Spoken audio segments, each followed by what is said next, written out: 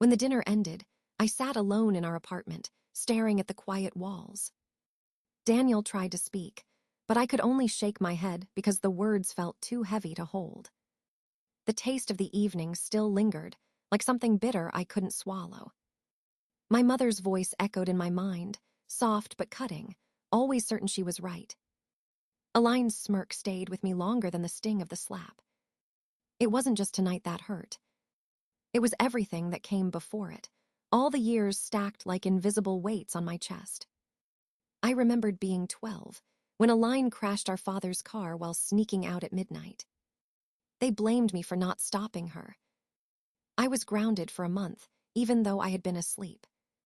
At 16, when she failed half her classes, I was pulled aside and told to tutor her every day. No one asked if I had exams of my own. No one asked if I was tired. College was the same story. Aline's spending spun out of control, and I was told to share my dorm meal plan with her. She still went out every weekend, laughing in every photo like life never touched her. I learned early that my job was to clean her disasters before anyone noticed the flames. And every time, I told myself it was just family, just responsibility, just love. But love shouldn't feel like erasing yourself one decision at a time. When Grandma left us both the same inheritance, I thought the balance might finally shift. I used mine carefully. I mapped out tuition, rent, and grocery lists with color-coded spreadsheets. Aline spent hers in 18 months and never seemed to regret a single receipt. I told myself it wasn't my business. Tonight proved that was a lie. To them, everything of mine has always belonged to her eventually. My time, my energy, my opportunities, my silence. Daniel sat beside me on the couch and held my hand gently, like I might break. He didn't say the words I feared. He didn't ask me to forgive. He just waited. And in the quiet, I finally heard a truth I had ignored for years. If I gave in now, I would spend the rest of my life living as a shadow of someone else's choices. I thought of our future wedding, the home we wanted, the family we hoped to build someday. I thought of the daughter I might have. What lesson would I be teaching her if I surrendered again? That love requires suffering. That peace requires silence. That her value depends on how much she gives away. My hand stopped shaking. My voice steadied even if no one else heard it yet. I would not let this pattern continue. Not for me. Not for anyone who came after me. The police station was colder than I expected, even though the air outside was warm. Daniel sat beside me, his hand steady on mine, as if grounding me to the floor. The officer listened quietly while I described the slap, the announcement, the witnesses. My voice didn't shake this time. I was tired of shaking. When the officer asked if there had been previous incidents, I hesitated only for a breath. Then I told him everything. The charity gala, where she grabbed my arm hard enough to leave a bruise. The family reunion, where she slapped me behind the barn and everyone laughed it off. The wedding last summer, where she pulled me aside and squeezed my jaw until I cried. He wrote it all down without looking away. That mattered more than I expected. For the first time, someone didn't say, "You know how mothers are." When we left, Daniel looked at me the same way he did when he first said he loved me. Not fragile. Not broken. Just real. 2 days later, we sat on the couch reviewing the report sent to my email. 3 documented incidents, and now a 4th. Patterns were harder to ignore when written in black and white. I forwarded the documents to a therapist the court recommended for assessment. The language in her report was clinical, but the meaning was sharp. Emotional volatility. Displaced anger. Repeated physical boundary violations. I read the words twice. They looked like they belonged to someone else's story. But it was mine. My phone buzzed with a message from my mother. 3 simple words. "You embarrassed us." Not a sorry. Not concern. Just accusation. A line texted next. You made Mom cry. Are you proud of yourself? I turned off my phone. I refused to hold their shame any longer. The first hearing was scheduled for the following Tuesday. I sat in the courtroom with my hair tied back and my hands folded tightly. My mother entered, dressed in soft pink like she was attending a charity luncheon. My father followed her, his eyes empty and tired, like someone already choosing surrender. Elaine did not look at me at all. When the judge asked my mother if she had struck me, she said, I was emotional. As if emotion excused harm. As if love was meant to bruise. The prosecutor stood and read the witness statements. I focused on breathing. In. Out. Still. The judge ruled for mandatory anger management and probation instead of jail time. I felt relief and disappointment tangled together. It wasn't revenge I wanted. It was recognition. The hearing ended, but the war didn't. That night, family members flooded my phone with calls and messages. Some begged me to apologize. Some accused me of destroying our family values. None asked if I was okay. Daniel said only one sentence. We are not going back. And I knew he was right. The envelope arrived on a Thursday morning, thick and official, stamped with legal ink. I already knew what it was before I opened it, but the reality still stung when I saw the words. My parents were suing me for misuse of educational funds. They wanted my inheritance legally revoked so they could redirect it to a line. Daniel stood beside me in the kitchen, reading the document in silence. His jaw tightened, slow and controlled, like he was holding back every word he wanted to say. I didn't cry. I just felt something inside me go very still. It was no longer about memory, or emotion, or history. It was a battlefield now. That evening, I started calling vendors to confirm our wedding arrangements. The florist apologized and said they were no longer available. The photographer said the same an hour later.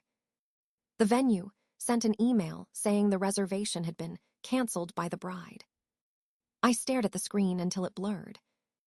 Daniel contacted them himself, demanding details. They all gave vague answers, hesitant apologies, uncomfortable pauses. Someone had contacted them, pretending to be me. Someone had dismantled our wedding piece by piece. My mother had always said family could shape a life. She never mentioned they could try to destroy one. Daniel sat at the dining table, head in his hands, breathing slowly like he was trying not to break. I'll fix it, he said. But this was not his burden to carry. At work the following Monday, my supervisor asked to speak privately. She folded her hands and told me that my father had contacted the company. He implied I was involved in a family scandal and questioned Daniel's reliability as an employee. I could feel the walls closing in. Reputation, livelihood, stability. Everything was fair game now. Elaine posted a long message online that afternoon. A photo of our family smiling on a sunny day. The caption accused me of abandoning my roots and betraying the people who sacrificed so much. People commented with sympathy for her. They called me selfish, ungrateful, cold. The narrative had shifted, and I was now cast as the villain in their story. Daniel suggested we take time away from social media, from conversations, from explanations. But silence felt like surrender, and I had surrendered enough of my life already. That night, I stood in the bathroom, staring at my reflection. My eyes looked haunted, darker, older. I used to know the girl in the mirror. I used to know what she believed in. Now she was learning something new. That love can be twisted. That loyalty can be weaponized. That family can demand your suffering and call it devotion. I placed both hands on the counter and took a slow breath. If they wanted a war, I would not be the one to run. I would not be erased again. The knock on the door was soft, almost hesitant, like someone unsure of their place. When I opened it, I found my uncle, Adrian, standing there with his hat in his hands. He looked older than I remembered, more tired around the eyes. "I heard what happened," he said quietly, as if afraid the walls might be listening. I stepped aside to let him in, and Daniel poured coffee without needing to be asked. Adrian sat at our kitchen table, the way someone sits when they carry a truth they don't want to say. "Your mother is running a campaign," he began, voice heavy. "Phone calls, letters, stories. She wants the family to choose sides." I already knew this. My phone had been full of messages, demanding apologies I did not owe. But hearing it aloud still struck something deep inside me. Adrian reached into his coat and placed a business card on the table. A lawyer's name, bold and clean in dark ink. "Her name is Mara," he said.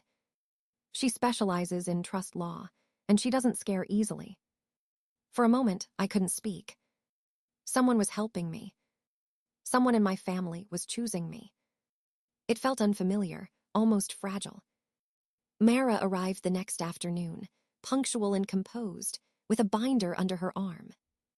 She reviewed the trust documents for less than 10 minutes before closing the folder. "This is straightforward," she said. "The trust belongs to you, legally, completely." Daniel exhaled like he'd been holding his breath for weeks. Mara continued, her voice calm and clear. "The lawsuit is an intimidation tactic. They are expecting you to fold under emotional pressure. They don't understand that you have already survived the worst part." Her words settled into me like something solid. We spent the evening gathering records. Receipts. Emails. Old messages where my mother implied the money was mine alone. Evidence of aligned spending. Dates when my account was accessed without permission. Piece by piece, we built a timeline of harm that could no longer be denied. Friends came too. My college roommate, Lee, drove across the city after reading Align's post. She hugged me hard and whispered, "You don't have to face this alone." Daniel's sister mailed us gift cards for groceries so we wouldn't worry about bills. Our neighbor dropped off soup without knocking. People I barely expected to remember me were showing up. Meanwhile, those who claimed to love me demanded my silence. The contrast burned like truth. One night, as we sat surrounded by paper piles and legal drafts, I felt something shift. This wasn't just a defense anymore. This was a reclamation. My voice. My future. My name. Daniel squeezed my hand, his thumb brushing over the back of it with steady warmth. "You're not fighting to win," he said softly. "You're fighting to stop losing." He was right. For the first time in my life, I was not trying to be good. I was trying to be free. The courtroom smelled faintly of polished wood and old paper. I sat at the plaintiff's table with Mara beside me, calm as stone. Daniel was just behind us, close enough for me to feel his presence like a shield. My mother entered dressed in pale blue, elegant and composed, as if attending a charity brunch. My father trailed behind her, shoulders slightly hunched, eyes focused anywhere but mine. Aline sat in the front row, hands folded neatly, a picture of quiet suffering. The performance was perfect. The judge called the session to order, and everything inside me went still. Mara began by presenting the trust documents. She spoke clearly, every word precise, each sentence hitting like steady hammer taps. The trust belonged to me entirely. No shared ownership. No conditional clauses. No parental control once I reached adulthood. The courtroom listened, and no one could interrupt the truth. Then came the evidence of my financial planning. Spreadsheets. Receipts. College payments recorded and completed. The quiet discipline of years, laid bare for all to see. When Mara clicked to the next slide, Align's spending appeared on the screen. Luxury car payments. Boutique hotel charges. Business ventures that lasted no longer than a season. The room shifted. Soft whispers rose, then fell back into silence. When Aline was called to the stand, she walked as if her bones carried the weight of a story rehearsed many times. She said she was drowning. She said I had always been the lucky one. She said I should help because that is what family does. Myra let her finish, then stepped forward like a quiet storm. If the trust was strictly for education, she asked gently, why were you permitted to spend yours on leisure? Aline froze. Her eyes flicked toward my mother. My mother's face stayed perfectly still, but something beneath her expression cracked. Aline swallowed hard. Because they knew I needed it more, she answered. The simplicity of the sentence made the courtroom hold its breath. The judge leaned back, folding her hands. So this is not about misuse, she said slowly. This is about favoritism. Silence followed like a closing door. The judge asked my mother to speak. My mother stood, spine straight, chin lifted as though she still controlled the room. She said she was only trying to help her struggling daughter. She said I was being dramatic. She said I was tearing the family apart. Myra stepped forward with one final piece of evidence. The email. The one where my mother promised my inheritance to Aline months before the dinner. The judge read it carefully. When she looked up, her eyes were sharp and unwavering. The court dismisses the claim entirely, she ruled. The trust belongs to the beneficiary alone. Furthermore, the plaintiffs are ordered to cover the defendant's legal fees. My mother's face did not break, but her hands did. Her fingers trembled. Aline looked at me as if she expected regret. There was none left in me to give. Daniel took my hand as we walked out of the courtroom. The air outside felt different. Light. Like something heavy had finally set itself down. The invitation came 2 weeks after the verdict, wrapped in gentle language and forced warmth. My mother wrote that she wanted to heal the family, as if the wounds were weather patterns and not choices. She asked to meet for coffee, just us, without lawyers or outside influence. Daniel asked if I wanted to go. I said yes. Not to reconcile, but to listen. We met at a cafe she always loved, one with white marble tables and gold light fixtures. She smiled when she saw me, a soft smile I used to chase approval from. But something in me had shifted, and the smile no longer mattered. She didn't ask how I was. She didn't mention the trial. She simply began speaking about Aline's wedding. The venue was booked. The guest list was shrinking. There were whispers in the family. People were choosing sides. She said this with a sigh, as though she were the victim of some unfortunate tide. Then she asked if I could contribute, just a small amount. $10,000. Only to help Aline have the day she dreamed of. Only to show that we were still family. I sat there and listened to every word. Her voice was gentle, almost tender. But it was the same kindness that always came with a hook. A leash. A price. I looked at her and saw my childhood reflected back. Years of giving. Years of silence. Years of apologizing for breathing wrong. This time, I didn't explain. I didn't justify. I didn't defend. I simply said no. Her smile flickered, like a candle in the wind. She accused me of pride. She accused me of cruelty. She accused me of forgetting where I came from. But I remembered exactly where I came from. That was why I couldn't go back. I stood up and left without raising my voice. Sometimes ending a war looks like walking away. The wedding day arrived on a clear spring morning. Security stood quietly near the gates, professional and unobtrusive. Guests gathered in soft murmurs of expectation and warmth. I felt calm in a way that felt almost unreal. Uncle Adrian linked his arm with mine and whispered, "I've got you." Daniel stood under the arch of flowers, eyes soft and steady, waiting for me. The ceremony felt like exhaling after holding my breath for years. We took our vows under open sky, surrounded by people who chose us freely. No guilt. No debt. No blood price disguised as love. Halfway through the reception, security informed us a line had tried to enter with a can of black paint. I didn't cry. I didn't shout. I didn't feel anything but quiet clarity. Ask them to escort her home, I said. Do not press charges. This was not my fight anymore. This was not my burden. That night, beneath warm lights and soft laughter, Daniel pulled me close. You broke the cycle, he whispered against my hair. And for the first time in my life, I didn't feel like I was standing on the edge of anything. I was already home. 6 months later, the house feels warm in a way I never knew before. Morning sunlight moves slowly across the living room, touching plants we've learned to care for. Daniel hums while making coffee, and the silence between us is gentle instead of tense. I started a support group for people who grew up learning that love meant self-erasure.